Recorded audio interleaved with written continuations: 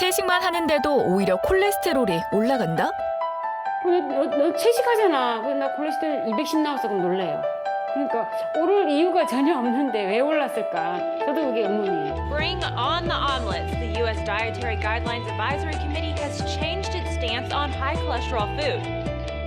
50년간 이어져온 콜레스테롤에 대한 생각은 잘못된 걸까? 억울한 누명에서 벗어난 콜레스테롤 식품.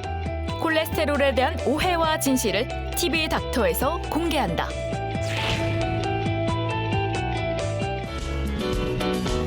활기차 아침 맞이하셨습니까? 건강을 지키는 약속 TV 닥터입니다. 얼마 전 기사를 하나 봤는데요. 저의 상식을 완벽하게 뒤집어 놓은 기사였습니다.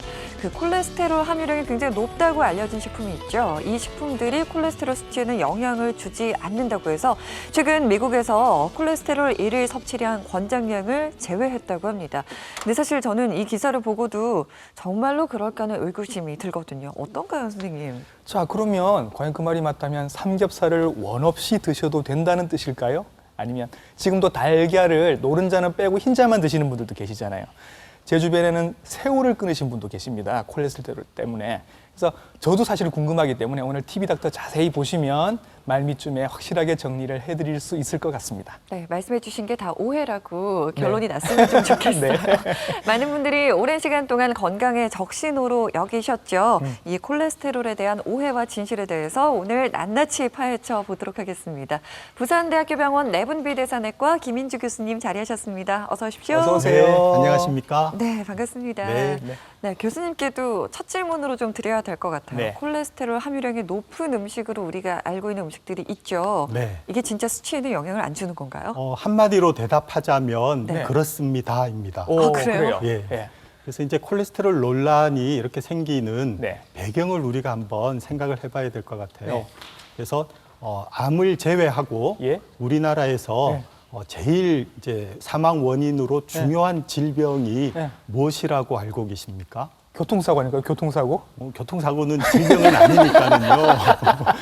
그거 말고요. 예. 심혈관 질환이 아닐까 네, 싶은데요. 역시 네. 건강 프로그램을 진행하시는 저보다 분 나아요. 같습니다. 네. 그래서 이제 심혈관 질환인데, 네. 뭐 심혈관 질환하면 동맥경화에 의해서 혈관이 막히는 거죠. 네. 그러면 동맥경화는 왜 생길까요? 좁아지니까. 이제 좁아지는데 네. 좁아지게 만드는 예. 뭐 물질이 있겠죠. 예. 이제 그게 바로 콜레스테롤이라는 겁니다. 네, 네. 그래서 콜레스테롤이 혈액에서 높아지면 네. 이런 동맥경화의 위험이 높아진다. 예. 해서 콜레스테롤을 중요하게 우리가 생각을 했던 것이고요. 그랬죠. 네. 예. 이게 이제 1900년대 초반부터의 일이고요. 네. 그럼 이제 그다음 중요한 것이 콜레스테롤이 그러면 왜 높아지냐 네, 네. 하는 것이잖아요. 네. 자, 콜레스테롤이 왜 높아질까요? 많이 먹으니까 그런 거 아닌가요? 이제 저 생각을 했다는 네. 겁니다. 그렇죠. 많이 먹으니까 콜레스테롤이 많이 올라가고 예. 그래서 심혈관 질환이 많이 생겨서 생명을 잃게 될 것이다. 예. 실제로 서구 식단이 예. 이렇게 콜레스테롤이 많이 들어간 음식들을 그렇죠. 먹는 음식으로 그렇죠. 우리가 네, 생각을 네. 할 수 있지 않습니까? 네. 그런데 이제 실제로 이런 이제 심혈관 질환과 콜레스테롤의 연관관계에서 예. 식품에 들어있는 콜레스테롤 함량이 네. 그렇게 중요하지는 않더라 하는 이제 그런 연구 보고들이 소개가 되는 것이죠. 시작부터 굉장히 기분이 좋아졌어요. 그러면 그 많은 분들이 생각하셨던 콜레스테롤이 높은 음식들, 예를 예. 들어 뭐 육식이 있고, 네, 네. 근데 또 달걀, 아니면 새우 이런 거 그냥 마음껏 먹어도 되는 거예요? 네, 일단 이제 달걀 많이들 말씀을 네. 하세요. 예, 그래서 예. 이제 보통 크기 달걀을 50g 정도로 잡는다고 알려졌고요. 이 달걀에는 약 200mg 정도 콜레스테롤을 가지고 있다 이렇게 알려졌는데 네. 보통 이제 세계보건기구에서도 이야기하는 하루 콜레스테롤 섭취량은 300mg 미만이 적정하다 이렇게 네. 이야기를 합니다. 그러니까 달걀과 콜레스테롤 이제 섭취량을 생각을 어느 정도 하실 수는 있을 거고요. 예. 최근에 발표되었던 재미있는 연구 결과를 간략하게 소개드리면 네. 핀란드에서 1000명 정도의 어른을 대상으로 해서요. 네. 식생활 습관과 심혈관 질환의 발생을 21년 동안 관찰을 했답니다. 21년 동안. 네. 예. 그런데 매일 계란 하나 이상을 먹어서 예. 하루 콜레스테롤 섭취량이 평균 520mg 정도였는데 예. 콜레스테롤 농도가 그렇게 높아지지도 않았고 넘겼는데도 불구하고. 그렇죠. 예, 예, 예. 심혈관 질환의 발생도 예. 네. 이렇게 매일 계란 하나를 먹은 사람에게서 더 높아지지 않았다는 것입니다. 어. 예. 또 심지어는요. 예. 네. 일주일에 계란 섭취량이 4개 이상인 그런 그룹에서 네. 하나도 먹지 않는 그룹에 비해서 음. 당뇨병이 3분의 1 정도 적게 생기더라 하는 오히려 그런 연구. 반대로요. 그렇죠. 그러니까 허. 달걀에 들어있는 예. 좋은 단백질들, 예. 또 미네랄들, 네네. 또 뭐 비타민, 뭐 이런 좋은 네. 그런 어떤 효능들을 음. 우리가 취할 필요가 있다는 그런 의미가 될 것이고요. 예, 예. 그래서 콜레스테롤과 심혈관 질환의 위험, 예. 그다음에 식품에 들어있는 콜레스테롤 이런 데 대해서 조금 우리가 이제 인식을 새롭게 해야 예. 될 것이다. 이런 말씀을 드릴 수 있겠습니다. 우리가 좋아하는 그 계란이 이제 드디어 누명을 벗고 있는 것 같은 그러니까요. 느낌이 들어서 기쁜데요. 사실 우리 알게 모르게 그 계란 많이 먹을 수밖에 없는 게 뭐 네. 계란찜, 아침에 계란 후라이, 그다음에 뭐 에그 샌드위치 같은 것도 있잖아요. 그렇죠. 그다음에 뭐 오믈렛 같은 거, 계란말이 삶아서 같은 드시는 거. 분들도 굉장히 많이 그렇죠. 계세요. 알게 모르게 우리가 하루에 3개, 4개 먹을 수도 있고 아이들도 굉장히 좋아하는 음식입니다. 네. 그러면 이렇게 그 계란이 이제 그다지 나쁜 음식이 아니라고 말씀을 해주셨으니까 많이 먹어도 좋다. 더 많이 먹어도 된다. 이런 말씀을 저는 해주셨으면 좋겠거든요.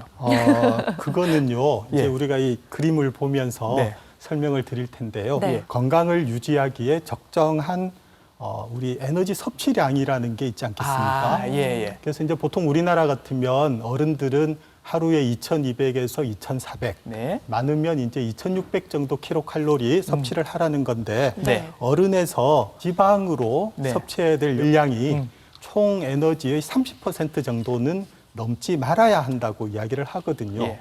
달걀을 예로 들자면 네. 이 보통 크기 하나가 80kcal 정도가 된다고 하고요. 예. 이 80kcal의 3분의 2는 지방에서 옵니다. 네. 나머지 3분의 1은 단백질에서 옵니다. 예. 그러면 너무 많이 먹어버리면 예.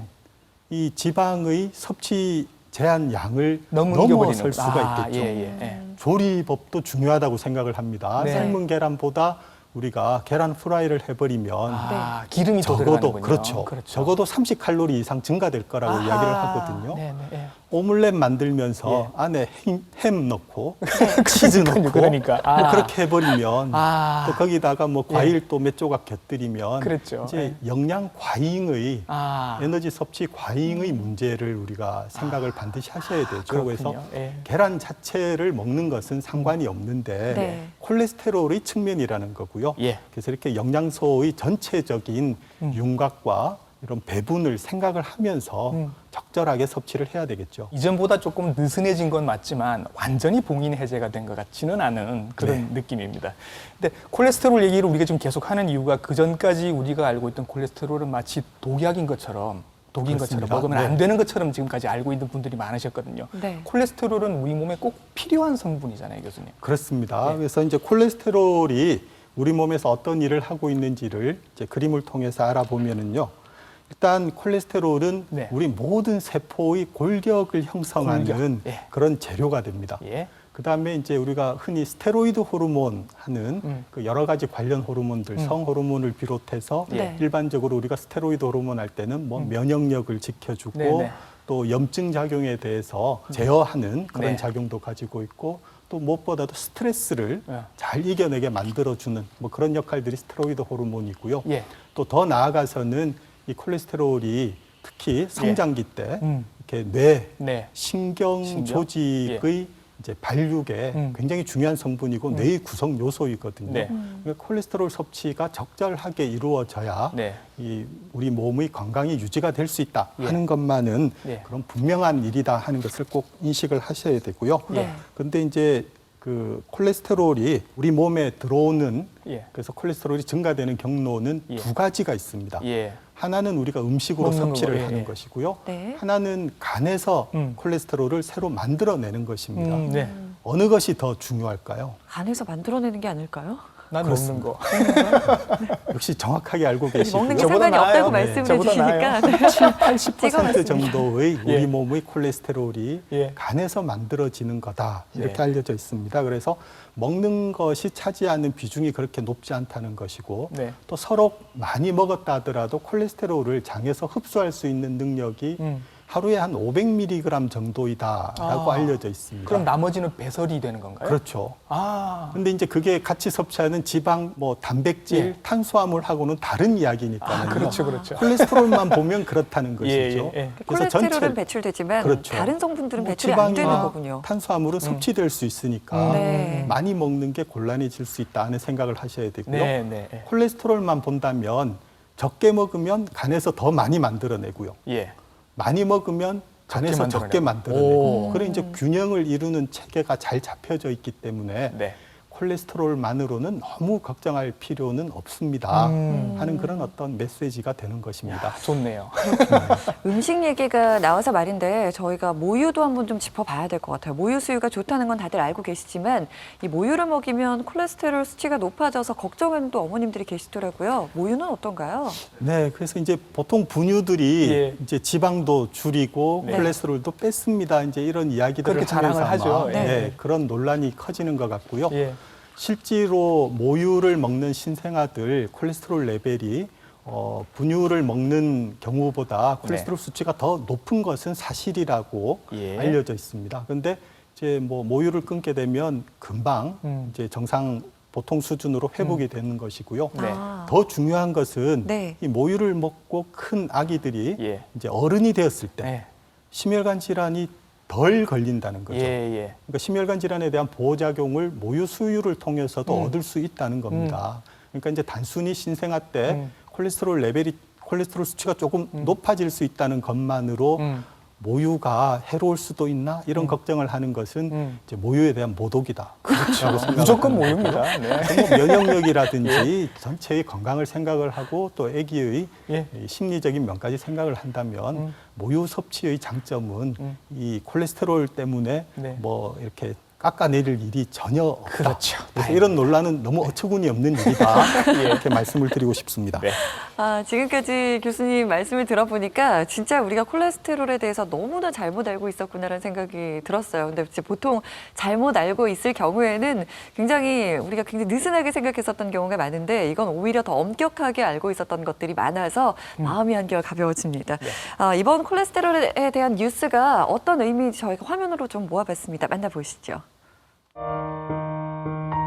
식사 시간이 다가오면 어김없이 채소를 씻고 고기를 제외한 식단을 준비하는 김인순 씨. 고지혈증을 앓고 있는 그녀는 현재 10여 년간 채식을 실천하고 있다. 하지만 예상과는 정반대로 점점 높아져 간다는 혈중 콜레스테롤 수치. 김인순 씨와는 반대로 아침부터 고기를 굽는 이정선 씨는 자타공인 고기 마니아다. 하루라도 고기를 빼놓지 않고 식탁에 올리고 있는 그녀. 아이에게는 지방질이 적은 고기를 매일 챙겨주고 있는데 그런 그녀의 혈중 콜레스테롤 수치는 정상. 건강의 주범으로 알려져 있던 콜레스테롤. 우리가 알고 있는 고콜레스테롤 식품에 대한 상식이 달라지고 있다.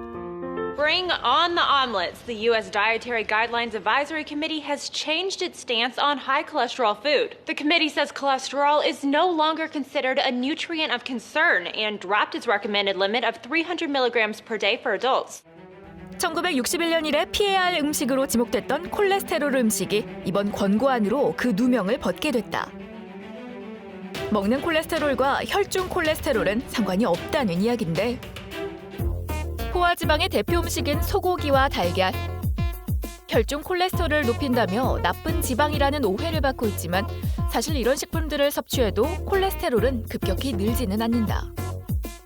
문제는 감자튀김과 햄버거 등의 정크푸드와 가공식품에 있는 트랜스 지방이다. 트랜스 지방은 LDL 콜레스테롤은 올리고 HDL 콜레스테롤은 낮춰서 동맥경화를 비롯한 각종 심혈관 질환의 원인이 될 수 있기 때문. 콜레스테롤 자체를 많이 먹어서 위험해진다는 이제 단순 논리는 조금 이제 부정이 되고 있는 상황이고요. 그래서 예를 들어 계란을 하루에 3개 정도 먹는다 그래도 심혈관 질환이 더 많이 증가되지는 않더라 하는 이야기인데 이게 문제는 우리가 고기도 잔뜩 먹고 하루에 계란이 괜찮으니까 3개씩 먹는다면 결국 과잉 섭취가 되거든요. 에너지를 많이 섭취하게 되면 어떤 결과가 생길까요? 결국 비만해지죠. 그러면 만성병의 원인이 되는 것입니다. 그러니까 콜레스테롤 자체를 두려워할 필요는 없을 것 같다. 그렇지만 보통 콜레스테롤이 지방질과 같이 섞여 있는 음식들이 대부분이기 때문에 콜레스테롤을 많이 섭취한다는 것은 지방 섭취가 증가되고 그에 따라서 총 열량이 증가될 수 있다는 것을 우리가 경계를 해야 된다. 콜레스테롤 섭취에 있어서 가장 중요한 것은 균형. 콜레스테롤을 마냥 두려워하기보단 그 수치가 너무 높지도 낮지도 않게 유지하는 것이 건강의 지름길인 셈이다. 트랜스 지방은 줄이고 좋은 콜레스테롤은 높인 건강식. 오늘 식단부터 챙겨보는 건 어떨까?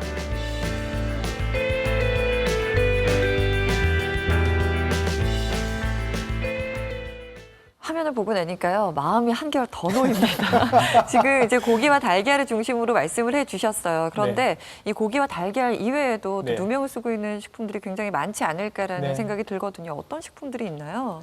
네, 이게 콜레스테롤 섭취에 대해서는요, 이제 음식을 우리가 그림에서 보시는 대로 계란, 아까 달걀 이야기 나왔었고요. 이제 뭐 육류의 내장들, 이제 그다음에 새우가 유명하죠. 근데 사실 콜레스테롤이 많다고 그래서 바로 이것이 혈중 콜레스테롤을 높이는 그런 효과는 적은 식품들이 많다는 것이죠. 새우만 하더라도 콜레스테롤 함량은 높지만 예를 들어 삶아서 새우를 먹은 것은 그렇게 콜레스테롤이 많이 섭취가 되지 않는다는 거거든요.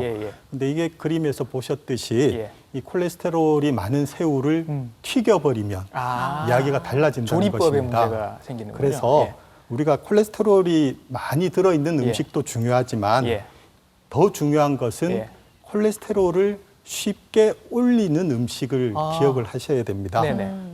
동물성 지방들, 고기에 포함되어 있는 삼겹살 기름이라든지 기름, 그다음에 뭐 버터, 마가린 이런 동물성 지방, 포화 지방을 많이 먹게 되면 콜레스테롤이 쉽게 올라가는 그런 결과를 초래한다는 것이죠. 그래서 콜레스테롤 함량이 높은 식품에 이제 주목하기보다는 이렇게 쉽게 콜레스테롤을 올릴 수 있는 포화 지방이라든지 트랜스 지방이라든지 이런 쪽으로 우리가 더 이제 주목을 하고 조심을 할 필요가 있겠다. 많은 용어들이 사실 왔다 갔다 하고 있는데 저희가 늘 일상적으로 쓰는 용어들 중에 사실은 뜻을 정확하게 잘 모르고 있는 게 있거든요. 예를 들면 지방이랑 콜레스테롤이 같은 뜻인 줄 알고 계시는 분들도 계시고 그다음에 똑같이 나쁘니까 트랜스 지방이랑 포화 지방도 같은 줄 알고 계시는 분들이 계시거든요.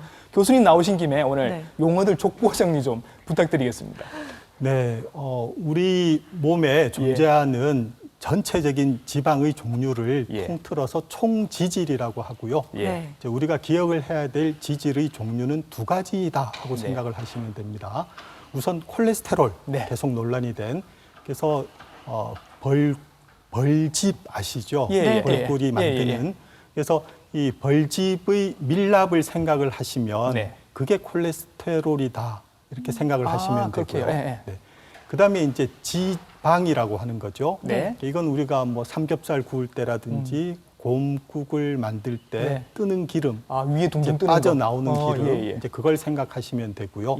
지방의 경우가 포화 지방이 있고 불포화 지방이 있고 트랜스 지방이 있고 이렇게 나뉜다는 것이고요.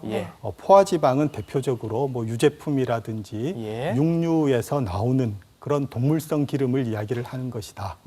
그다음에 불포화 지방은 생선이라든지 식물에서 유래되는 기름이 불포화 지방이 많다. 이렇게 기억을 하시면 되고요.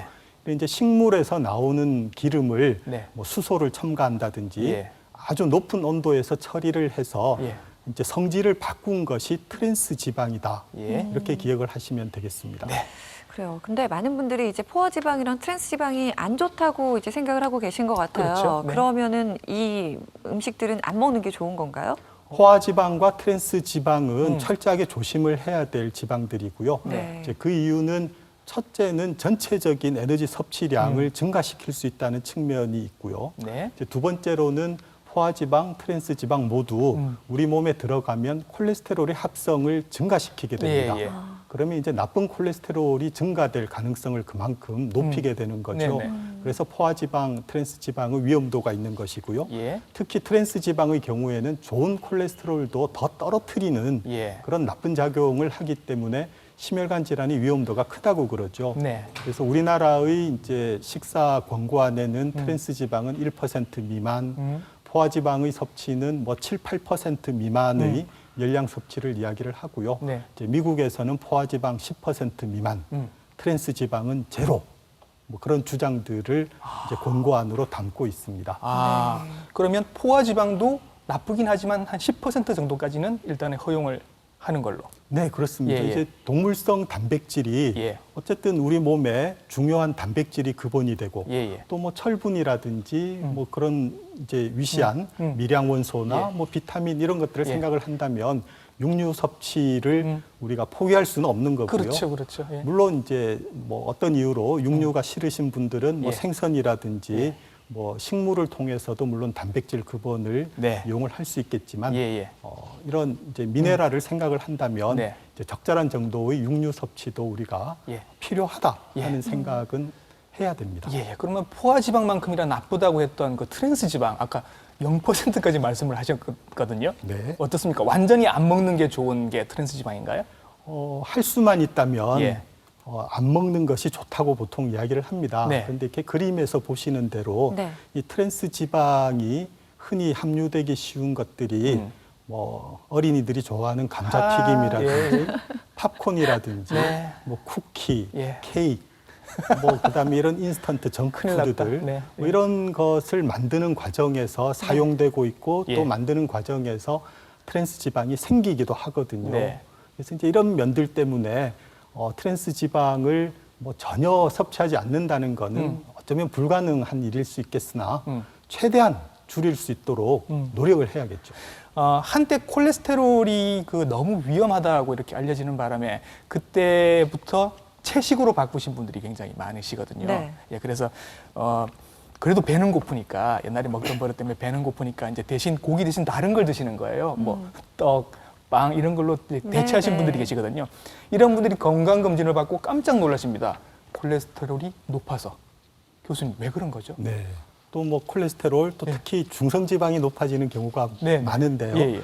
떡하면 네. 영양소 중에 어떤 영양소가 떠오르시죠? 대표적으로 탄수화물이죠. 밥이니까. 네, 네네. 그렇습니다. 네. 그래서 탄수화물, 그래서 잘게 이제 쪼개진 것이 포도당이고요. 포도당. 네. 예. 제일 중요한 우리 에너지원이지 않습니까? 그렇죠. 예. 쓰고 남은 포도당은 어떻게 될까요? 뭐 저장을 네, 해야죠. 저장이 되는데 당원으로 저장이 되기도 하지만 네. 포도당은 1g에 4칼로리고요. 네. 지방은 1g에 9칼로리. 9칼로리입니다. 네. 그러니까 지방으로 바꾸어서 예. 저장을 하는 것이 저장 효율이 훨씬 높아집니다. 네. 그래서 우리 몸은 포도당을 많이 먹으면 탄수화물을 많이 먹으면 지방질이 쌓입니다. 네. 그렇기 때문에 떡을 많이 드시면 결국 지방이 높아지게 되고 네. 지방이 높아지게 된다는 것은 콜레스테롤이 올라가게 될 그런 가능성을 많이 가지게 되는 거죠. 그래서 나는 뭐 고기 안 먹는데요. 네. 그래도 콜레스테롤 중성 지방은 충분히 높아질 올라갈 수 수 있다. 있습니다. 그래서 예. 당질도 조심하셔야 돼요. 예. 이런 말씀들을 하시는 게 우리나라에서 이제 건강검진을 2년에 한 번씩 시행을 하시잖아요. 네. 그렇기 때문에 콜레스테롤 이제 관리가 어느 정도 되고 있는 것 같거든요. 네. 근데 사실 이 건강검진표를 보면은 그 용어를 잘 몰라서 해석을 못할 때가 참 많이 그렇죠. 있어요. 그냥 일반 사람 입장에서는요. 네. 보면은 총 콜레스테롤, 뭐 HDL, LDL 뭐 이런 얘기가 있는데 이걸 어떻게 이해를 하면 좋을까요? 네, 이제 네 가지가 나오죠. 네. 총 콜레스테롤, 네. HDL, 중성지방, LDL 뭐 이렇게 네, 네. 나오는데요. 네. 우선 이제 그림을 보면서 LDL과 HDL만 먼저 설명을 드리겠습니다. 네. 둘 다 이제 간에서 합성되기는 마찬가지인데요. 네. LDL의 경우는 혈류를 타고 우리 몸이 모든 세포에 콜레스테롤을 운반해주는 역할을 한다고 생각을 하시면 되고요. 네. LDL을 흔히 나쁜 콜레스테롤이다 이렇게 이야기를 하는데 이 LDL에 들어있는 콜레스테롤이 혈관벽에 들어가게 되면 네. 이제 여기에서부터 동맥경화가 생기기 때문에 네. 나쁜 콜레스테롤이다 이야기를 하는 겁니다. 어떤 면에서는 콜레스테롤 운반을 담당하고 있는 LDL 입장에서는 조금 기분 나쁠 수도 있겠죠. 그래서 이것도 네. 우리가 잘 인식을 해야 될 거고요. 예. HDL의 경우는 이제 뭐 사멸하고 없어진 세포 또는 이제 동맥경화가 시작되려고 하는데 끼어 있는 콜레스테롤을 뽑아내어서 네. 간으로 옮겨서 이제 콜레스테롤 쓰고 남은 것들을 없애는 역할을 하게 됩니다. 네. 이제 그러다 보니 좋은 콜레스테롤이다 네. 하는 그런 이름을 얻게 된 것이고요. 네. 그래서 이제 HDL과 LDL의 관계를 이렇게 서로 견주어가면서 이해를 하실 수 있겠구나 하고 생각을 합니다. 네, 그럼 그 적정 수치가 어느 정도인지가 궁금해요. 어느 정도가 안전한 범위인가요? 네, 보통 이제 고혈압이나 당뇨병이나 네. 또는 뭐 심혈관 질환의 가족력이라든지 네. 이런 소인이 없는 경우라면은 130 정도 미만의 LDL이면 좋겠다. 네. 그다음에 HDL의 경우는 60을 넘으면 남녀 모두에서 괜찮은 수치다 이렇게 생각을 하실 수 있고요. 네. 이제 HDL이 높으면 이제 콜레스테롤이 조금 높은 것에 대해서는 뭐 거의 주고받고 해서 평형이 될 것이다 이런 생각들을 하고 있습니다. 그래서 LDL의 경우는 뭐 일반적으로 130 미만은 되면 좋겠다. 네. 그다음에 HDL의 경우는 60을 넘길 수 있도록 이제 신경을 쓰자. 예. 뭐 이런 이제 그 수치에 대한 예, 그런 예. 기본적인 내용을 말씀드리고 싶습니다. 예. 아무래도 현대인들 바쁘게 살다 보니까 아무래도 좀 인스턴트나 패스트푸드를 좀 많이 먹게 되는 것 같아요. 그렇죠. 그래서 이 콜레스테롤 관리가 상당히 중요할 것 같다는 생각이 드는데요. 저희가 실제 사례를 준비했습니다. 화면으로 만나보시죠. 촬영을 나가기 위해 분주한 부산의 한 방송사. 오늘의 주인공은 방송국에서 일하는 직원이라는데 촬영 있는 곳이면 그 어디든 스태프들을 챙겨 동분서주하는 손정열 씨. 그의 업무는 방송국 차량을 모는 운전기사다. 스태프들을 내려다주고 어디론가 나서는 길. 이미 점심을 훌쩍 넘긴 시간인데 허기를 달래기 위해 그가 발걸음한 곳은 식당이 아닌 인근의 편의점이다. 고심 끝에 그가 집어든 것은 간편하게 먹을 수 있는 인스턴트 식품들이다. 햄버거 빵, 소시지, 콜라까지 골라들고 나서야 편의점 문을 나서는데 대기 시간은 길지만 언제 어디로 이동할지 모르기에 식사 때를 놓치기 쉬운 직업. 그러다 보니 손정열 씨는 이렇게 차에서 간편한 인스턴트 음식들로 끼니를 때우는 일이 허다하다. 이런 일이 빈번하다 보니 영양을 챙기는 일은 쉽지 않고 오히려 급하게 식사를 하게 된다는 손정열 씨. 네, 뭐 대기 시간도 있고 뭐 딱 시간을 맞출 수가 없었어요. 운동 시간 차에 오래 앉아 있다 보니까 뭐 운동할 시간은 크게 많이 없습니다. 예. 그럼 계속 앉아 계시는 거예요? 예, 뭐 잠시 대기할 때 이제 차에 잠시 내리고 나머지는 이제 다 차에 그냥 앉아 있습니다. 거기서 운동은 좀 하십니까? 운동은 그렇게 별로 좋아하지 않는.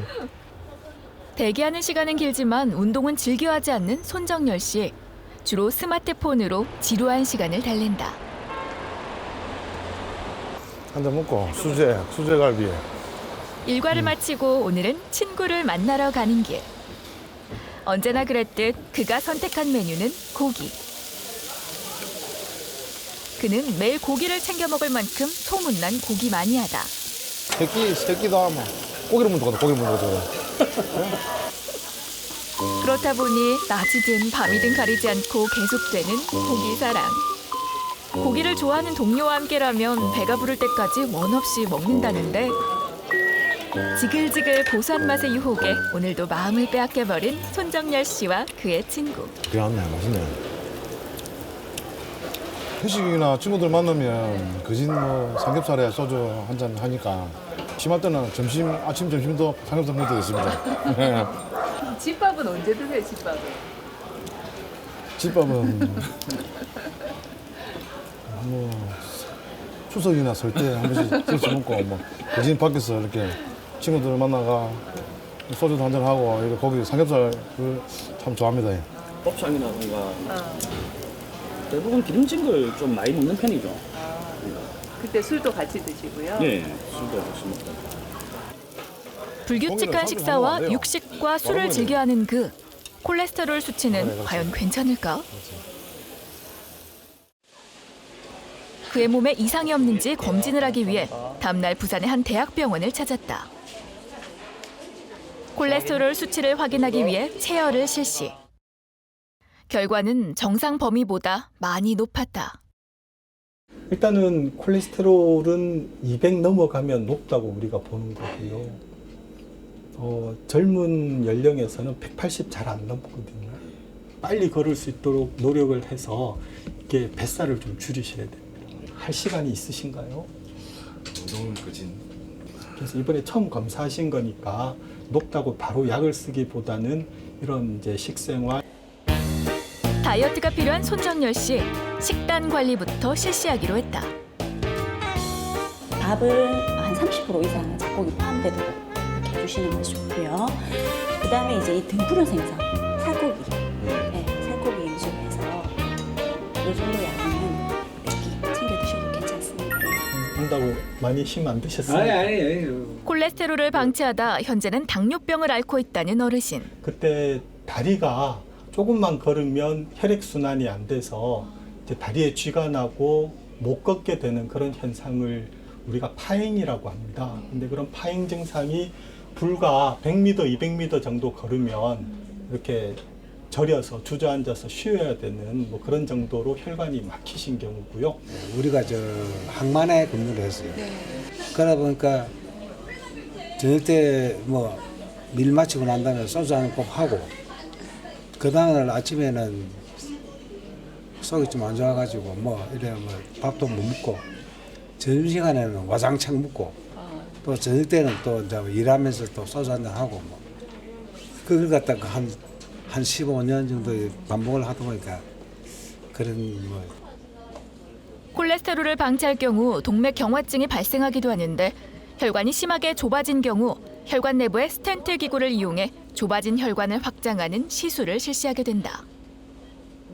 저희들이 혈관 안쪽에 사는 방법은 플락을 끄집어내지는 않고 플락이 있는 좁은 부위를 아주 가는 유도철선을 통해서 통과를 해서 좁은 부위를 넓혀주는 겁니다. 원래 크기대로. 그러니까 혈관이 가지는 중요한 역할이 혈류를 보내주는 역할인데 혈류가 차단됐기 때문에 혈관을 열어주게 되면 다시 혈류가 발까지 그렇게 아주 원활하게 흐르도록 만들어주는 시술이 되겠습니다. 콜레스테롤, 꾸준한 관리가 중요한 시점이다. 화면 보시면서 진짜 남일이 아니다라는 생각하시는 분들 많이 계실 것 같아요. 저도 고기 참 좋아하고 네. 운동 보는 건 좋아하지만 하는 거 상당히 귀찮거든요. 네. 이거 문제가 있는 거죠? 문제가 분명히 있고요. 지금 이제 젊은 분들이 흔히 운동을 조금 게을리하는 편이죠. 그래서 어떤 면에서 보면 젊음의 특권이기는 한데요. 그 특권을 조금 더 오래 누리려면 운동을 그래도 하셔야 됩니다. 그런데 이런 생활 습관들이 계속 교정이 안 되고 계속 되다 보니까 결국 나중에는 아까 우리가 화면에서 봤듯이 수술을 받으시는 분들까지 계시다는 거죠. 이제 뭐 혈관 수술에 끝나지 않고요. 네. 이렇게 콜레스테롤이 높은 경우에 이제 어떤 합병증이 오는지를 이제 화면의 그림을 통해서 보시면요. 네. 물론 이제 심근경색이라든지 또 뇌졸중, 또 말초동맥 폐쇄, 뭐 이런 혈관, 동맥경화성 질환들이 잘 생길 뿐만 아니라 또 이런 콜레스테롤 중성지방의 이상이 당뇨병이라든지 고혈압이라든지 이제 만성 콩팥병, 그래서 심부전을 잘 동반하게 됩니다. 그래서 화면에 보셨던 혈관 시술을 받으신 어르신도 결국 당뇨병, 그다음에 심부전에 의해서 지금은 이제 혈액투석도 받고 계시거든요. 근데 화면으로 봤을 때 그렇게 투석받는 아주 말기 신장 환자처럼 안 보이시지 않습니까? 운동도 잘 하시거든요, 지금. 그래서 예방하는 것도 굉장히 중요하지만 병이 생긴 경우에 적절한 시점에 잘 관리하는 것도 진단을 받아서 치료를 잘 하면 또 저렇게 건강한 삶을 유지할 수 있다는 그런 메시지도 아울러 드리고 싶습니다. 그렇습니다. 수술 단계에 가기 전에 치료를 정말 잘 받아서 관리가 잘 되면 좋을 것 같은데 그러면 이 콜레스테롤 높으신 분들은 어떻게 치료를 받게 되나요? 네, 콜레스테롤 치료 방법은 이렇게 그림을 보시면 우선 운동과 아까 우리가 논의했던 이제 식사 조절, 운동과 식사요법이 기본이 되겠죠. 그래서 이제 이런 방법으로 콜레스테롤이나 중성지방이 제대로 조절되지 않는다면 이제 약물 도움을 받으셔야 되는데요. 약물 치료에 대해서 너무 이렇게 예. 싫어하고 반감만 가지실 많죠. 것이 네. 아니라 네. 또 경우에 따라서는 약물 치료로 조절이 잘 되어서 줄여 나가는 경우도 있고요. 네. 무엇보다 중요한 것이 이런 심혈관 질환이 생기지 않도록 네. 예방을 하는 그런 효과를 약물의 도움을 받아서 할 수 있다 하는 그런 어떤 치료 목적에 대해서 조금 더 생각을 하실 필요가 있을 겁니다. 자, 이쯤 되면 우리 주부님들이 이제 어떤 음식들 식탁에 올리셔야 될지 대충 감이 잡히실 것 같습니다. 저도 하나 소개해드리겠습니다. 닥터의 밥상에서 콜레스테롤을 낮출 수 있는 안티콜레스테롤 음식 소개해드리겠습니다. 화면으로 함께 보시죠.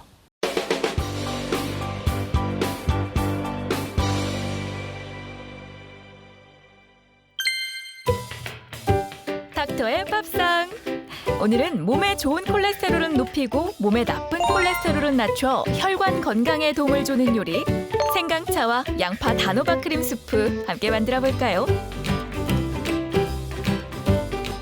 레몬은 4분의 1만큼 슬라이스하고 나머지는 즙을 내줍니다. 유리병에 채 썬 생강과 강황가루를 넣고 뜨거운 물을 부어 우린 뒤에 레몬 조각과 즙을 넣으면 생강차 완성. 양파, 단호박, 고구마는 잘게 썬 뒤에 냄비에 코코넛 오일을 둘러 볶아줍니다. 재료가 익으면 물을 자작하게 붓고 30분 정도 푹 끓여준 뒤에 믹서를 넣고 갈아줍니다. 마지막으로 올리브오일과 파슬리, 후춧가루를 뿌려주면 끝! 오늘은 뭐 노란색 특집인가요, 선생님? 네. 오늘은 어떤 음식 소개해 네. 주시는 거예요? 안티콜레스테롤을 낮추는 음식과 차를 준비해봤습니다. 콜레스테롤이 낮추는 음식과 차, 오렌지 주스가 아니었군요. 네, 오렌지 주스 드실 때는 이 노란색은 이제 단호박, 예, 그죠? 단호박. 양파가 보이지는 않습니다만은 네. 양파가 안에 많이 들어가 있겠죠. 선생님, 네.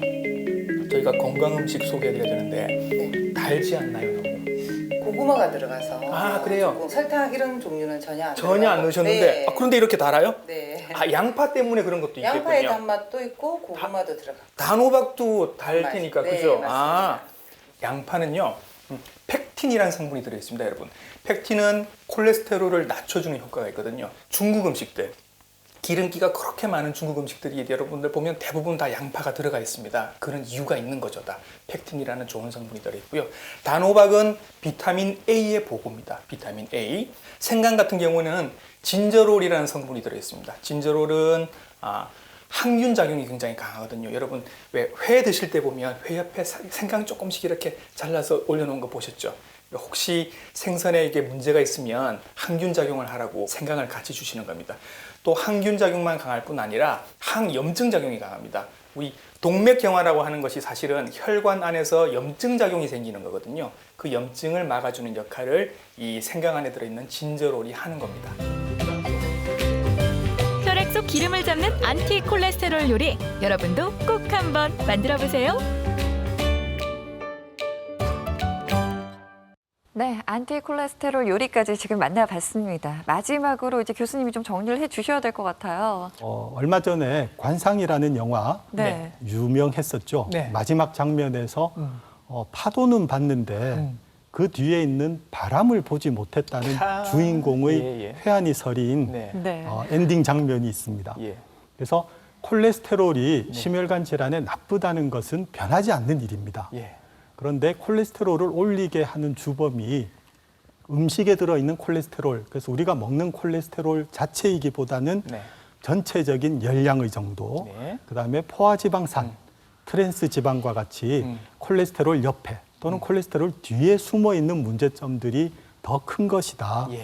그래서 우리가 어떻게 건강한 생활 습관을 잘 유지를 하면서 또 필요하면 예. 약물 치료의 도움을 받으면서 콜레스테롤, 중성지방 관리를 잘 하고 이제 만성병과 심혈관 질환을 잘 예방을 할 것인가 하는 예. 것에 그런 효과의 여부는 우리가 얼만큼 정확하게 알고 있느냐에 달려 있습니다. 그렇죠. 하는 말씀을 드리는 것으로 당부를 하겠습니다. 예. 네, 아는 만큼 보인다라는 말씀이 정말 이때만큼 와닿은 적이 없었던 것 같아요. 그동안 진짜 우리가 콜레스테롤에 대해서 너무 잘못 알고 있었구나라는 생각이 들었어요. 오늘 콜레스테롤에 대한 오해와 진실에 대해 풀어봤고요.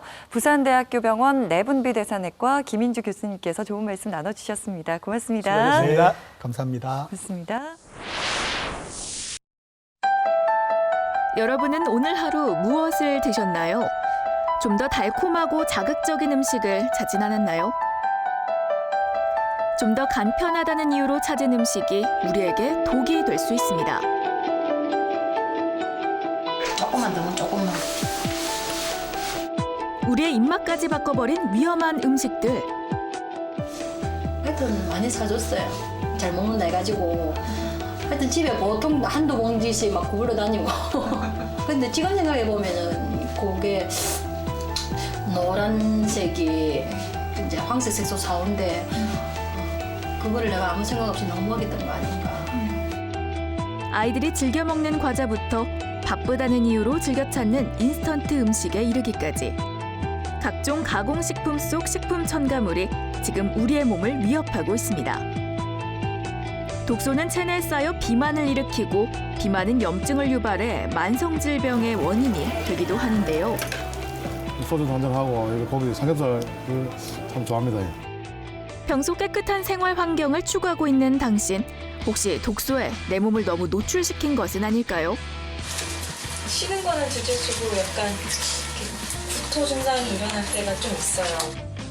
미세먼지, 황사 등 각종 유해물질의 공습으로부터 안전하지 못한 실내 환경. 이것 또한 우리 몸의 독소로 작용할 수 있습니다.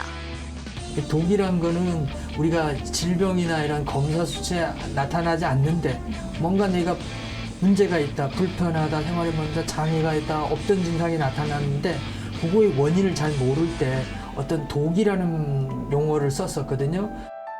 우리 몸을 위협하는 위험한 독소. 독소로부터 우리 몸을 지키는 방법. 오늘 TV 닥터에서 알려드립니다.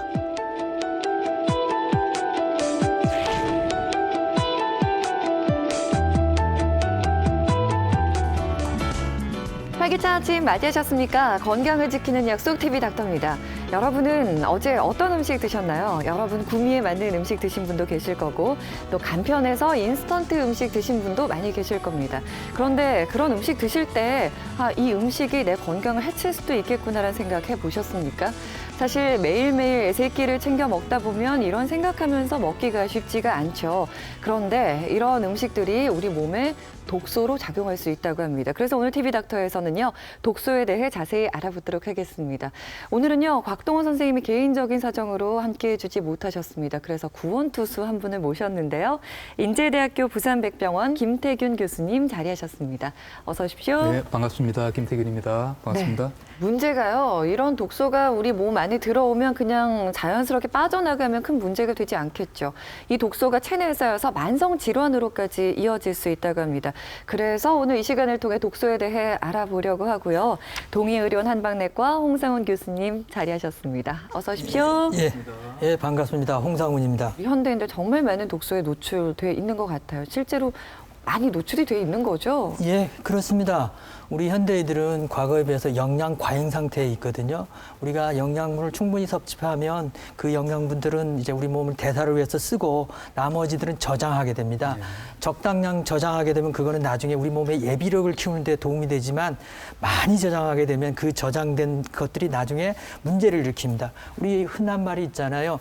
뭐 오래 고인물은 썩는다고요. 네. 마찬가지로 우리 영양분들도 몸에 오래 각 조직에 오래 있다 보면 이제 썩게 되는 거죠. 그런 현상을 독소라고 보면 됩니다. 독소가 말 그대로 독이잖아요. 독하면 이제 굉장히 많은 분들이 이제 겁을 내실 것 맞아요. 같아요. 그런데 이 독소를 어디까지 봐야 될지 많은 분들이 궁금해하실 것 같아요. 그렇죠. 우리 몸을 어떻든 이롭지 않게 네. 해를 주는 모든 물질들을 독이라고 봅니다. 독소로 보면 됩니다. 우리 한의학에서는 과거에 독소란 용어보다는 독이란 용어를 많이 썼어요. 네. 우리 몸에서 뭔가 이상한 증상, 예를 들어서 어디 멀리 갔다 왔는데 내 몸에 뭐 이상이 생기더라. 그 갔다 온 곳이 하필이면 막 우기고 비가 오고 막 음침한 데 갔다 오면 뭔가 음침한 독이 내 몸에 들어왔을 거야. 예. 이렇게 생각하거든요. 네. 그런 것처럼 내 몸에 이상이 일어나는데 그 원인을 잘 모르겠어요. 이런 것들을 독이란 개념으로 이제 했었습니다.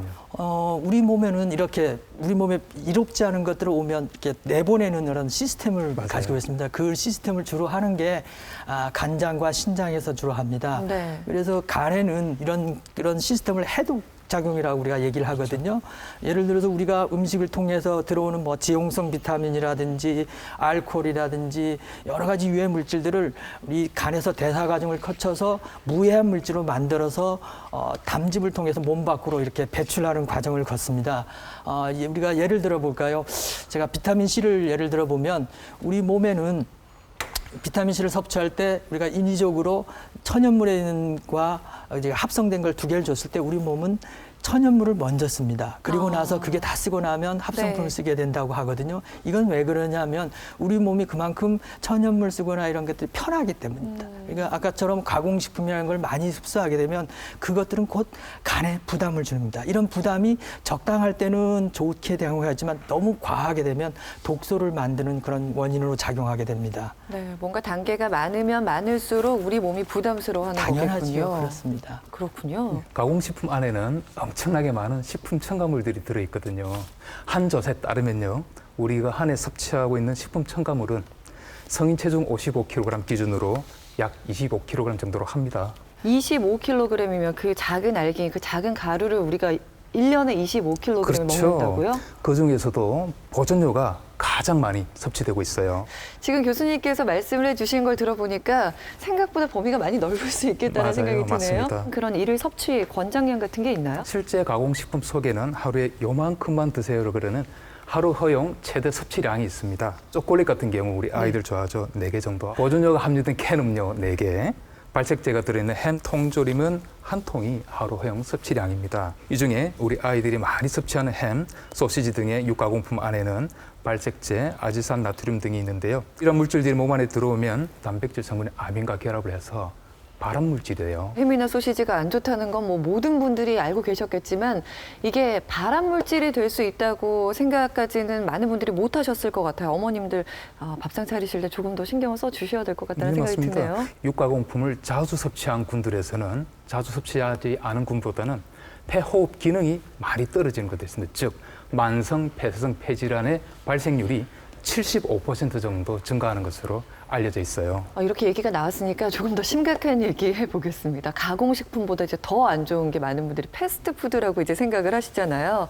근데 저도 이제 패스트푸드를 먹다 보면은 안 먹으면은 생각이 안 나는데 먹다 보면은 계속 먹고 싶은 그 일종의 중독성인 거겠죠. 예, 맞습니다. 우리가 패스트푸드라고 하면 슬로우 푸드의 반대말입니다. 그럼 슬로우 푸드가 뭐냐 하면 우리 집에서 어머님이 정성 들여서 여러 시간 걸쳐서 만들어진 음식을 슬로우 푸드라고 보면 그와 반대되는 개념이 패스트푸드입니다. 패스트푸드가 모두 다 나쁘다고 얘기하는 건 아닙니다. 우리가 몸에서 유해작용하고 나쁜 걸 줄 수 있는 여러 가지 단백질들 있잖아요. 동물성 단백질을 이렇게 무해한 걸로 만들려면 비타민이라든지 미네랄, 섬유질이 많은 것들이 보충돼야 되거든요. 그런 것들은 채소하고 과일 등에 많이 들어있습니다. 저희가 여기서 말하는 일반적인 패스트푸드에는 과일과 채소들이 좀 덜 들어있는 그런 음식들을 말합니다. 이런 음식들을 먹게 되면 우리 몸에서는 섬유질이 좀 모자라게 돼요. 그래서 그 섬유질이 모자라면 장 내에서 장내 세균들이 많이 발생합니다. 패스트푸드에는 소금이라든지 이제 단맛을 내는 것들이 많이 들어가 있어요. 그렇지만 소금 같은 경우도 우리가 일반적으로 보는 뭐 천연 소금이 아니라 정제 소금을 많이 쓰고요. 설탕 같은 것도 백색 설탕을 많이 씁니다. 이런 소금과 설탕들도 우리 몸에 여기까지 부담을 주거든요. 그래서 예를 들어 우리가 과식을 한다. 이런 많은 걸 먹게 되면 그것들을 해독하는 게 간입니다. 간에서 그 독소를 잘 해독 못 시켜서 내가 힘들다, 나 좀 살려달라는 비명소리가 우리가 지방간이라는 이런 병명이라든지 이런 걸로 나타나게 되는 것입니다. 이 독소가 사람의 기분과도 밀접한 관련이 있으니까요. 요즘 날씨 정말 좋잖아요. 가볍게 산책하시면서 햇볕 많이 쬐이시는 것도 하나의 또 건강을 지키는 방법이 될 것 같습니다. 그럼요. 지금부터는요. 저희가 실제 사례자분을 화면으로 한번 만나봤습니다. 일단은 만나보고 이야기 더 이어가겠습니다. 부산의 한 주택가 앞. 택시 운전을 하는 민찬주 씨는 밤샘 업무를 마치고 오후 늦게 차량을 청소하며 하루를 시작한다. 아유, 먼지 봐라. 아, 미치겠네. 알레르기성 체질인 민찬주 씨는 봄철이면 미세먼지와 황사 때문에 기침 증상이 더 심해진다. 한바탕 먼지와의 사투를 벌인 그녀. 드디어 깨끗하게 차량 청소를 마치고 손님을 맞이하러 나간다. 손님을 찾아 운전을 하는 중에도 멈출 줄 모르는 그녀의 기침. 알레르기가 심한 탓에 매번 운전하는 게 쉽지가 않다. 급히 공기를 환기시키기 위해서 창문을 열어보지만 금세 다시 창문을 닫고야 마는데 창문을 왜 자꾸 열었다 닫았다 아, 공기 자체가 너무 탁하고 답답해서 에어컨에 뭐 막 이렇게 공기가 안 좋아가지고요. 좀 바깥 신선한 공기를 쐬고 싶어서 문을 여는 순간 후회를 해요. 너무 황사라든지 미세먼지 때문에 더 바깥이 더 막 탁할 정도로 너무 그래서 어쩔 수 없이 또 다시 문을 닫고, 예, 코가 첫째 너무 바짝 말라버려서 숨을 쉬기가 힘들고 입으로 숨을 쉬니까는 목이 자꾸 말라서 물을 지금 의식적으로 물병을 안 가져왔거든요. 물을 마시게 되면 그 또 화장실을 해결을 해야 되는데 또 화장실이 또 그렇게 생각보다는 있는 게 아니라서 주차하기도 그렇고요. 미세먼지와 황사로 인해 오히려 바깥 공기질이 더 나쁜 상황. 민찬주 씨는 창문을 오래 열어둘 수가 없다. 하루 종일 앉아있는 탓에 다리 또한 혈액순환이 잘 되지 않는 민찬주 씨. 아이고. 안녕하십니까? 아유. 택시에 내리자마자 곡소리가 절로 차 나온다. 좀만 봐주십사 하고. 죄송해요. 온 김에.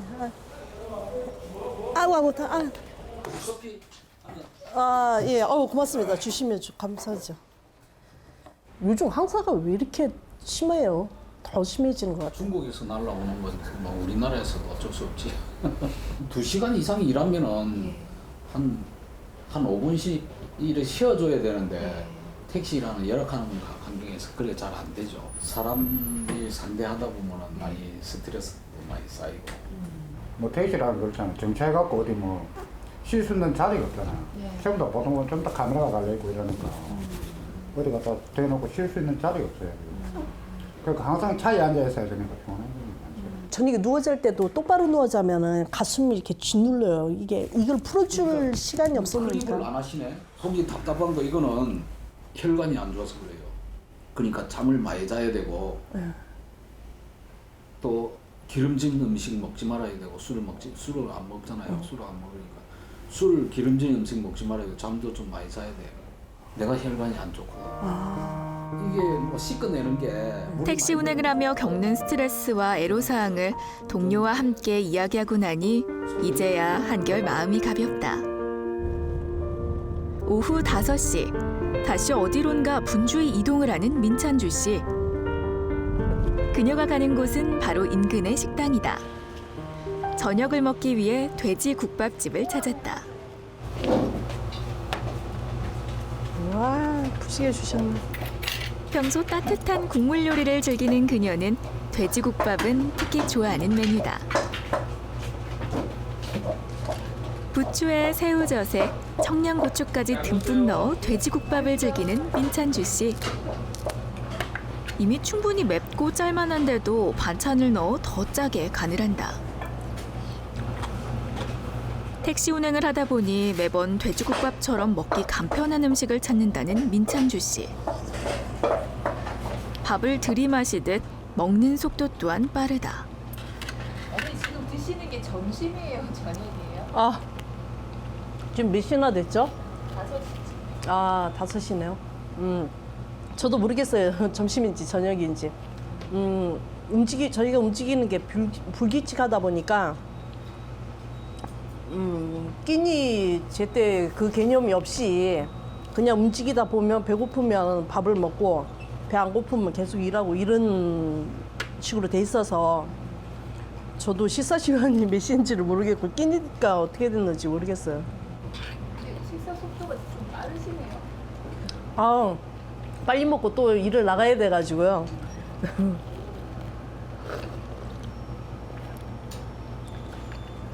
이렇게 불규칙적으로 드시면 뭐 소화기에 이상은 없으세요? 더부룩하니 소화 안 되죠. 안 되는데 이 든든하게 이렇게 푸짐하게 먹을 때 아예 확 먹어놔 버려야 이제 지금 좀 있으면 이제 퇴근 시간이거든요. 그때 이제 저희한테는 핑크 시간이라서 그 시간을 위해서 지금도 사실은 배는 안 고파요. 근데 이제 일부러 든든하게 먹어두는 거예요. 이제 또 몇 시간, 12시간까지 바짝 일하려면.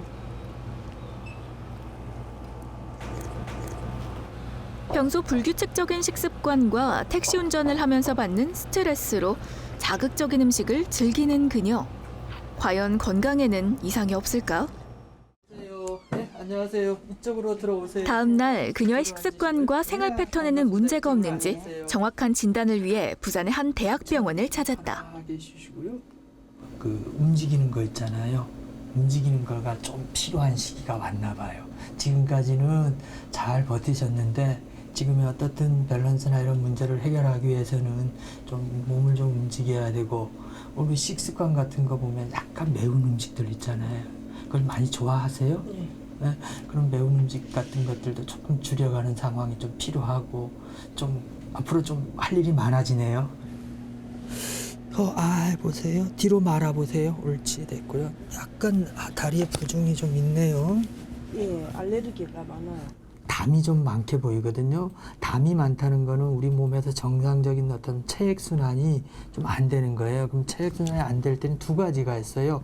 혈액순환이 안 되는 거를 어혈 쪽으로 보고 나머지 기라든지 이런 순환하는 걸 담음으로 보거든요. 지금 어머님 같은 경우는 지금 담음 쪽에가 좀 문제가 있어요. 그럼 담음이 문제가 있으면 어떻게 되냐면은요. 기본적으로 그 어디 아프는 곳이 돌아가면서 아파요. 여기저기 돌아가면서 이쪽에도 아파서 저쪽에도 아파서 그날 그 막히거나 순환이 덜 되는 부위에서 아프거든요. 보다 정확한 상태를 진단하기 위해 혈액 검사를 실시, 평소 생활 습관에 이상이 없는지 검진표를 작성하고 BMI 지수 등을 체크해 보는데 과연 민찬주 씨의 독소 건강 상태는 어떨지 지금 스튜디오에서 공개합니다. 네, 왜 그런지 다들 너무 잘 알고 계셨어요. 동료 기사님이 진단도 내려주시고 어떻게 하면은 해결할 수 있는지까지 말씀을 해주셨는데 또 동료 기사님께서 덧붙이신 말씀 중에 하나가 그런데 어쩔 수가 없어요. 이렇게 맞습니다. 말씀을 해주셨잖아요. 환경 자체가 그렇다 보니까 좀 그러신 것 같아요. 예. 결과가 어떻게 나왔나요? 저도 처음에는 저분 상담하고 저희가 간단하게 몸에가 독소가 있는지 여부를 알기 위한 설문을 했거든요. 네. 설문을 했을 때 충분히 뭔가 독소에 관련된 뭔가 인자가 나오겠구나 해서 정밀 검사를 좀 시켰는데 간 기능이라든지 신장 기능, 기타 뭐 항산화 능력, 전반적으로 호흡기 능력, 그러니까 일반적인 검사로 발견할 수 있는 거는 거의 다 정상이었어요. 정상이었어요? 특히 그 뭐 콜레스테롤이나 지질 검사도 예. 정상으로 가깝게 나왔거든요. 네.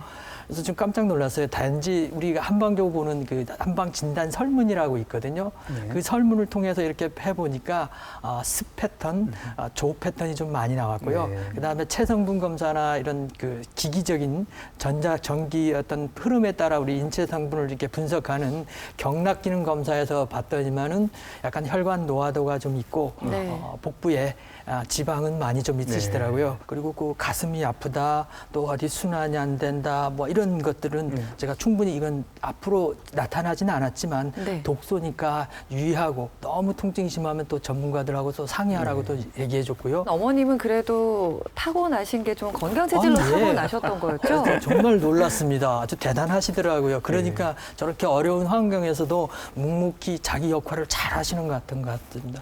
정말 대단한 분이셨어요. 아, 그렇군요. 그런데 이제 보통 이제 좀 장 기능이 떨어지시는 분 같은 경우는 많이 조심을 하셔야 될 것 같다는 생각이 들어요. 앞서 어머님 보니까 좀 식사를 빨리 하시는 것 같던데 네. 이것도 문제가 될 수 있는 거죠? 문제될 수 있죠. 우리가 음식을 먹을 경우에 꼭꼭 씹어 먹게 되면은 이런 음식물들이 위에 들어가죠. 위에서 위액과 이런 소화효소들에 의해서 잘게 부서지고 이런 음식물들은 십이지장을 통해서 소장해서 흡수가 되거든요. 이런 음식물들이 십이지장을 통과할 때 간에서 담즙이라고 불리는 양념들이 팍팍 뿌려져요. 이런 사례자분 같은 경우에 음식을 빨리빨리 넣잖아요. 간이 양념을 팍팍 치기도 전에 음식물들이 위에서 소장으로 바로 넘어가요. 이런 경우 영양분들이 제대로 섭취가 안 되겠죠. 우리가 이렇게 독소라는 게 외부로 들어오기도 하지만 우리 몸에서 만들어지기도 하거든요. 예를 들면 우리가 음식을 먹잖아요. 그럼 음식을 먹으면 그 음식으로서 영양 에너지를 만들 때도 또한 에너지가 소비되거든요. 내가 하루에 뭐 2,000칼로리를 먹어야 된다. 이렇게 나오면 그거에 한 10분의 1인 한 200칼로리를 더 먹어야 돼요. 그게 왜냐하면 에너지를 만드는 데 쓰는 작용을 하거든요. 그럼 이런 에너지를 만드는 작용은 주로 우리 세포의 미토콘드리아에서 이루어집니다. 이 미토콘드리아 이런 작용이 적당할 땐 순조롭게 이루어지지만 만약에 잘 안 들였을 때는 그때 활성산소라는 게 많이 생성됩니다. 이 활성산소가 우리 몸의 어떤 독성을 많이 유발하게 되고 특히나 뭐 피부 쪽에는 뭐 미용에 안 좋아서 노화를 그고 활성산소가 많으면 좀 더 늙어 보인다든지 이런 얘기를 많이 하게 되는 겁니다. 그래서 우리가 과식을 한다, 빨리 먹는다 이런 경우에는 활성산소를 만들 수 있는 내부적인 조건이 됩니다. 그래서 우리 한방에서는 음식을 꼭꼭 씹고 천천히 먹고 이런 걸 굉장히 중요하게 합니다. 음식을 꼭꼭 씹으면 그 씹은 만큼 우리 음식물의 분자들이나 이런 것들이 잘게 잘라지거든요. 맞아요. 그러면 위장의 역할이 덜해지고 그러면 우리 세포의 활일이 적어지면 미토콘드리아가 좀 쉬게 됩니다. 그래서 음식을 꼭꼭 오래오래 천천히 씹어지는 거를 우리 한방에서는 장수의 제1번 요건으로 이렇게 얘기합니다. 네, 여러분 장수의 제1번 요건이랍니다. 꼭꼭 씹어 드시는 거. 이거는 뭐 그리 어려운 일이 아니잖아요. 특별한 많은 노력을 요하는 게 아니니까 여러분 식사하실 때 꼭 한번 적용해 보셨으면 좋겠고요. 그리고 교수님께서 말씀을 해주셨어요. 독소가 체내로 들어오기도 하지만 체내에서 독소를 만들어내기도 한다고 말씀을 해주셨거든요. 그런 이유 때문인지 이 만성 질환으로 이어지는 분들이 많이 계시더라고요. 당연하죠. 그 중에 하나가 이제 비만 환자들 있잖아요. 그 비만이신 분들 중에서 나는 물만 먹어도 살찐다 하시는 분들 계시더라고요. 진짜 물만 먹어도 살찌는 체질이 있는 건가요? 예, 뭐 물론 저도 임상적으로 보면 물만 먹어도 살찌는 체질을 봅니다만은 그게 원인이 뭔지 잘 발견하기가 참 어렵습니다. 그래서 실제로 이런 독소가 오늘 주제가 독소니까 독소가 비만을 유발한다 이런 건 없습니다. 비만을 유발한다 이런 결과는 없는데 만약에 비만한 환자일 때 이런 독소가 같이 끼면 독소들은 지방분을 굉장히 좋아합니다. 지방분하고 친구 맺기를 좋아합니다. 우리가 친구가 맺으면 서로 사이가 좋잖아요. 그러면 헤어지기도 싫잖아요. 지방이 분해되는 것도 막아요. 가지 말라, 나하고 같이 놀아라. 그리고 또 지방이 있기 때문에 충분하게 활동하는 에너지가 있기 때문에 이런 독소들이 우리 몸의 면역 체계나 뭔가 이상이 있을 때 염증 반응을 일으키는 요인으로 많이 작용하는 힘을 얻기도 합니다. 그래서 비만인 환자가 내부에 복부에 지방이 많은 환자는 우리가 혈액 검사를 해보면 독소도 많다는 이런 연구 결과가 많이 있습니다. 그 독소의 요인이 되는 것 중에 또 여러 가지 요인을 짚어주셨지만 거기에 수은이나 카드뮴 같은 걸 짚어주셨거든요.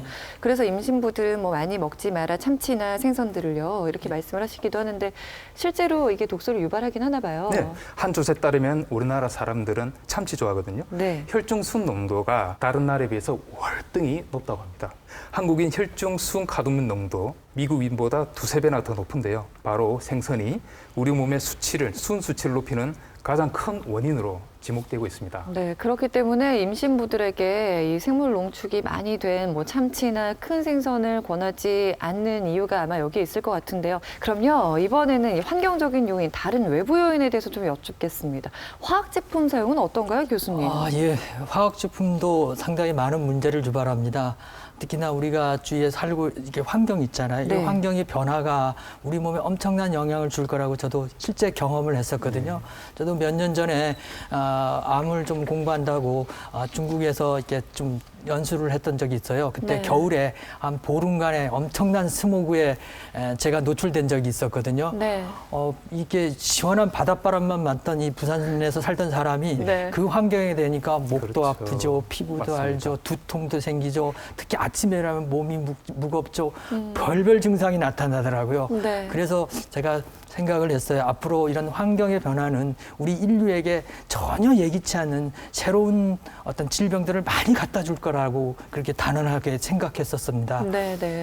그렇게 큰 게 보지 않고요. 작게 우리 집안이라든지 주위를 보더라도 여기 슬라이드나 보시듯이 이 소파라든지 뭐 벽 벽지, 뭐 이런데 시트지, 바닥재 등등의 피부 이식 같은 환경 호르몬을 포함하겠다고 의심되는 물질들이 굉장히 많습니다. 전기 매트도 문제가 될 수 있어요? 네, 그렇죠. 비닐류들은 다 어느 정도 영향이 있다고 봅니다. 특히 네. 더 또 축소해서 보면 우리 애들이 항상 만지고 누는 장난감이라든지 뭐 이런 사소한 거에도 네. 어떤 환경 호르몬에 영향을 미칠 수 있고 그게 문제될 수도 있다고 이렇게 얘기합니다.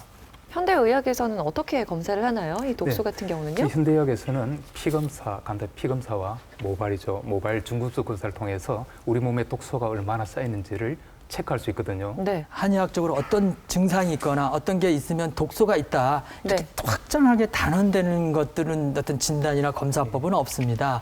그래서 역발상적인 그런 생각이 필요한데요.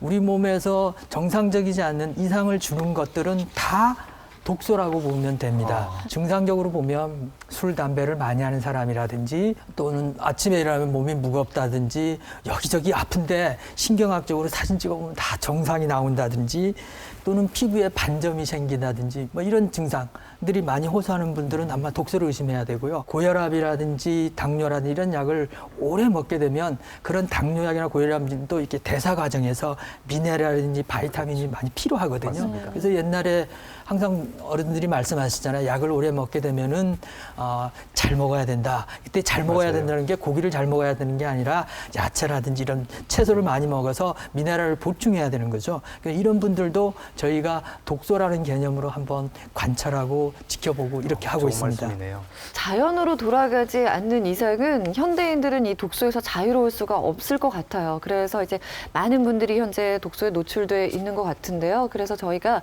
어떻게 하면 이 독소에서 조금 해방될 수 있을지 화면으로 정리해봤습니다. 만나보시죠. 요거는 이제 유채, 요거는 상추. 내가 먹는 음식이 곧 내가 된다는 말이 있죠. 내려오세요. 각종 식품 첨가물, 가공식품의 유혹에서 벗어나 자연에서 기른 채소와 전통 요리를 챙겨 먹는 것만으로도 우리는 독소로부터 자유로워질 수 있습니다. 이게 이제 10가지 약재로 만든 간장. 필요한 만큼만 많이 뜨면. 돌복숭아잖아, 전부 다. 오늘 먹을 김치. 와, 대박. 아삭아삭하잖아. 해독을 돕는 식재료들도 있는데요. 세이지. 몸 안에 나쁜 도끼들을 해독을 하는 세이지. 이제 국화. 이 차는 이제 중국 홍차. 황사라든가 이런 것들 전부 다 예방하고 감기도 예방하고 면역력도 길러주는 약차가 됩니다. 약선요리연구가 최만순 씨는 약이 되는 음식, 건강한 음식을 맛보는 몇 가지 수칙을 제시하고 있는데요. 자연에 가까운 식재료를 이용해 최대한 가늘하지 않고 골고루 영양분을 섭취하는 것, 그리고 제철 음식을 챙겨 먹는 것이 중요하다고 합니다. 넘어가면 시원하고 입안에 그다음 확 해지고 편안해지잖아. 소금하고 이 동충하초만 올려가지고 마늘들이 올려준 맛이 어떤 맛이 나오는가. 이제 소금을 되도록이면 소금을 찍지 말고 순수하게. 오리는 대표적인 독소 해소 음식. 동충하초와 함께 끓이면 그 효능은 배가 됩니다. 옛날에 시금치 한 단을 먹던 것을 지금 보면은 20단을 먹어야지 옛날의 영양 효과를 가져올 수 있다고 해요. 그만큼 사람들이 인공 배양을 하다 보니까 이 식물의 그 영양 효능이 많이 적어졌죠. 그래서 제가 직접 키우는 거는 옛날 요 조금만 먹어도 옛날 20배의 효과 그대로 나고, 옛날에는 또 농약도 없었으니까 농약도 안 치고 이래가지고 저절로 자연적으로 클 수 있게끔 이렇게 해서 키워가지고 사람들이 면역력을 길러주는 거죠. 면역력을 길러준다는 것은 곧 내 몸에 나쁜 독기라든가 이런 걸 해독을 해주는 거죠. 디톡스 요법으로 화제가 됐던 해독 주스. 실제로 해독 주스에 들어가는 재료들에는 해독에 도움을 주는 영양소가 많이 들어있는데요. 해독 주스 속 양파, 양배추는 대표적인 간 해독식품. 해독 주스를 마시면 지방에 쌓인 독소가 배출되면서 지방 분해가 이루어져 살이 빠지는 효과를 볼 수 있다고 합니다. 이렇게 넣어봅니다. 다리를 쭉 뻗으시고요. 다리를 쭉 뻗으시고 처럼 가슴에 살짝 몸의 붙이고 해독을 옵니다. 위해 또 발목을 하나 당겨서 바꿔야 할 가슴을 것은 붙여봅니다. 바로 잘못된 예. 자세인데요. 요가는 본래 잘못된 자세를 바로잡고 몸속 순환을 돕는데 탁월한 운동입니다. 오케이. 네, 실제로 몸속에 있는 어떤 탁기라든지 독소를 제거하는 그런 동작들을 통해서 우리가 이렇게 효과를 보는 사람들을 많이 봅니다. 이런 파반묵타아사라는 그 자체가 하나의 가스 빼기 자세라고 하거든요. 우리말로 번역을 하면은 몸속에 있는 가스나 독소를 빼물어내 가지고 뭔가 자유로워진다. 그래서 그걸 갖다가 해탈의 자세라 하기도 하고 가스 빼기 자세라고 할 정도로 그런 동작들이 요가에 많이 묻어 있습니다. 숨을 들이키면서 천천히 올라옵니다. 여러분도 집에서 꼭 한번 따라해 보세요. 해독을 위해 비워야 할 것은 몸뿐만이 아니죠.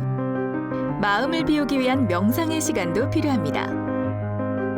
자연을 느끼며 조용히 생각에 잠겨보는 시간. 자연의 느낌, 소리, 감촉을 온몸으로 느끼며 내가 잊고 있었던 것을 돌아봅니다. 네, 그래서 저희가 그 해독 주스를 직접 준비를 해봤습니다. 이 연예인들의 다이어트 주스로도 알려졌었잖아요, 이 주스가. 제가 지금 들고 있는 게 그냥 가장 일반적인 해독 주스고요. 커피 아니에요? 아, 좋습니다. 네. 김태균 교수님이 갖고 계신 게 밀싹 주스. 네, 맞습니다. 밀싹 주스죠. 그리고 빨간색이네요. 교수님이 비트, 당근, 사과 주스 제일 예쁜 색깔 드셨네요. 그것도 맛있을 것 같아요. 네. 한번 드셔볼까요? 일단 한번 먹어보겠습니다.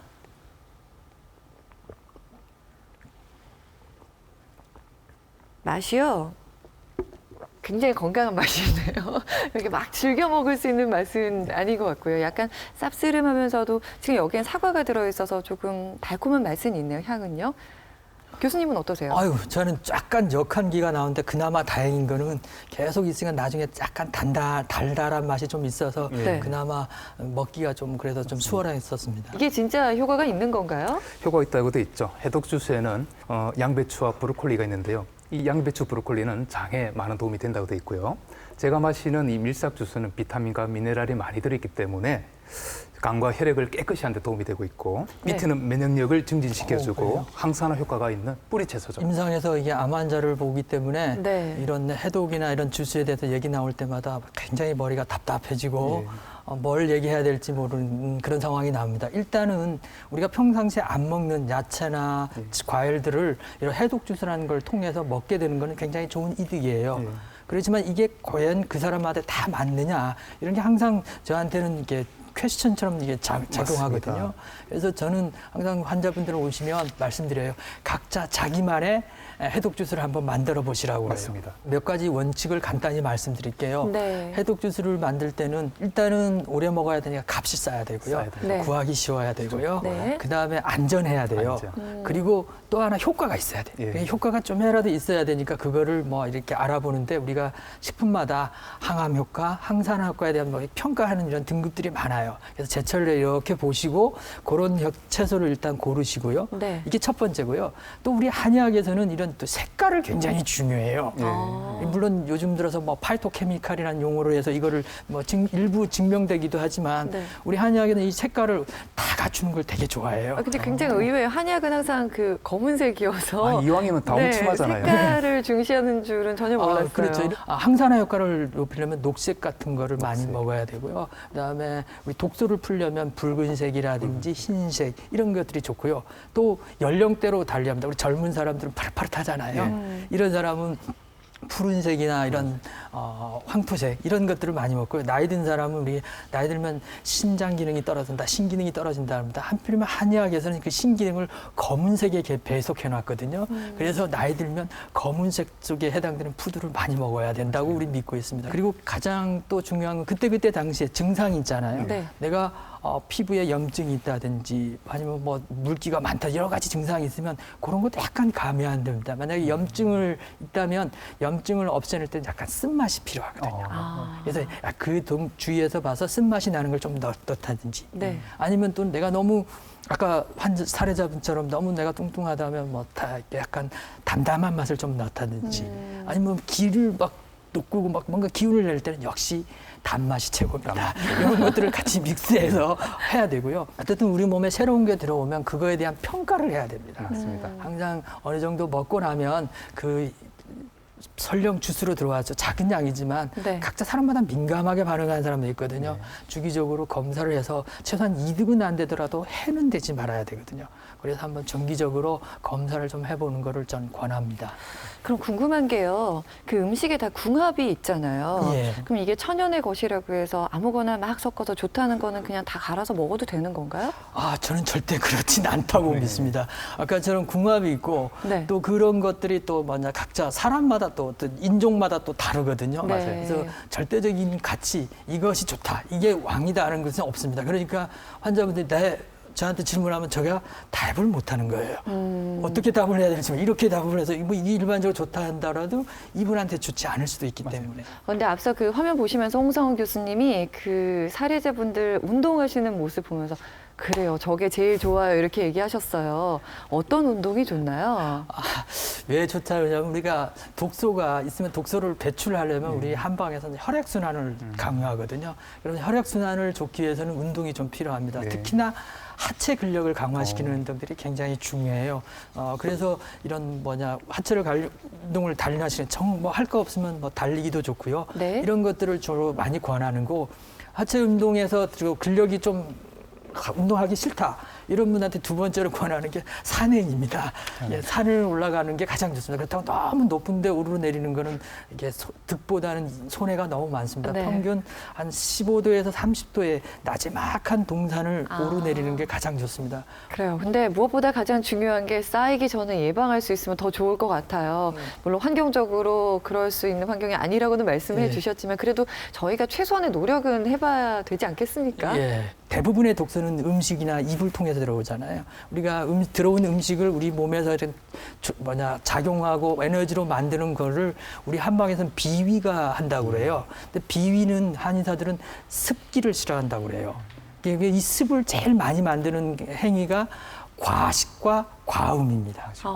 네. 그래서 과식과 과음을 하게 되면 습기가 많아져서 어떤 독소가 쌓일 수 있는 환경이 많이 만들어집니다. 그래서 저희 같은 경우는 최소한 하루가 24시간이면 반 12시간 정도를 좀 쉬는 시간을 좀 만들어주고 그래서 아침을 먹으면 그 먹은 시간부터 12시간 이내에 저녁을 먹을 수 있도록 이렇게 해주는 게 중요하고요. 그 외에도 뭐 우리가 늘 뭐 진부하게 듣지만 운동하라, 스트레스 많이 받지 마라 이런 것들이 다 도움이 되거든요. 전체적으로 지금 식습관부터 생활 습관까지 쫙 이렇게 짚어주셨는데요.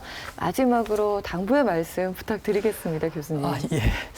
이게 항상 우리 몸은 이렇게 지금까지 얘기한 건 물질적인 것만 있잖아요. 또 지배하는 게 악은이거든요. 네. 아까 그분 어떤 사례자분도 가슴이 아프거나 이런 게 했었잖아요. 정신적인 스트레스도 많이 작용합니다. 그래서 우리 몸과 마음은 따로 분리되어 있다고 보지는 않습니다. 그래서 제가 맨 마지막으로 강조하고 싶은 것은 정신적인 건강이 중요하다는 겁니다. 그러면 정신적인 건강이 뭐 중요하다고 해서 들어올 독소가 안 들어오진 않아요. 다 들어옵니다. 다 들어와요. 어쩔 수 없어요. 근데 문제는 이 정신적 건강이 좋으면 이 독소들이 들어온 독소들이 질병으로 되는데 질병화되는데 어떤 작용하는 거를 막아낼 수 있습니다. 이런 과정에 대한 거는 이미 여러 가지 과학적 데이터로 이미 증명되고 있습니다. 뭐 별로 맛없는 음식이고 별로 재미없는 일이라도 즐겁게 생각하고 그냥 좋은 쪽으로 해석해서 그렇게 하다 보면 늙지 않고 오래 살고 행복한다고 늘 말씀하고 있습니다. 네, 둥글둥글 사는 게 얼마나 중요한지 지금 말씀을 해주셨어요.